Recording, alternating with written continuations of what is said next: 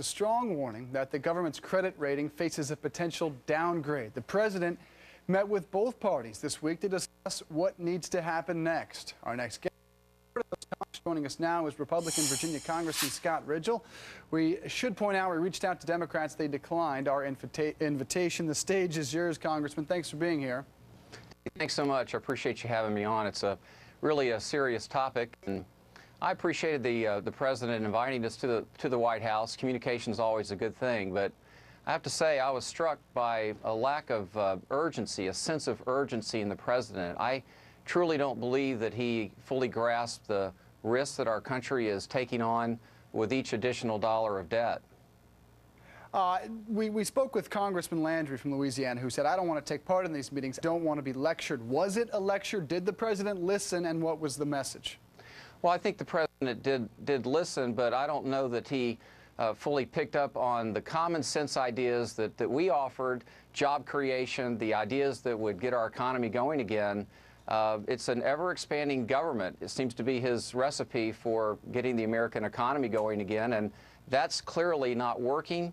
That was reflected in the disappointing job figures, and I'm really proud of our party. We put forth a bold plan, the path to prosperity. And I know as an entrepreneur, I've had 25 years experience, and a bit more than that, really, of real-hand job creation. So I know that steps we need to take to get our economy going again. I want to get your reaction to what Democrat Chris Van Hollen had to say regarding the debt limit. Here's what he said yesterday. We do not adopt the lopsided approach that the Republicans did in their budget. What did they do?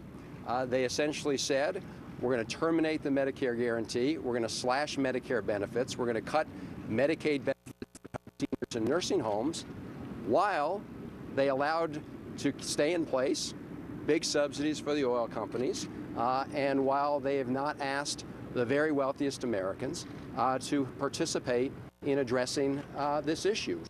Slashing Medicare and Medicaid, oil companies, and allowing these tax cuts to continue. Your reaction? Dave, those are false charges. It's the Democrats truly who have changed Medicare as we know it. $550 billion of cuts were incorporated into the health care plan that was shoved through this last Congress. And the path to prosperity that we have put forth protects those who are 55 and older, and the changes that we made for those who are younger are very reasonable. In fact, when folks would say, Scott, listen, you know, the plan, the path to prosperity, is it too aggressive? It has us borrowing money for the next 26 years. So I think it's the minimum we can do. If the president, excuse me, Congressman, if the president goes along with some of the budget reduction suggestions that you have, will Republicans be willing to give it all in regard to raising taxes a little bit, especially for the wealthy? Now, Dave, what I'm looking for is cutting current spending, capping spending in that 18 to 20% range, which is where we've been historically as a country, and then working on a balanced budget. Those are the things that I'd like to see come out of these negotiations, and I encourage the president and the speaker and the majority leader of the Senate that this is an urgent they need to move the talks. I'll tell you what, it should be an interesting 18 holes of golf when the president plays with John Boehner. Congressman, thank you for being here. Thanks so much. Coming up on the show, you're looking live at Casey Anthony back in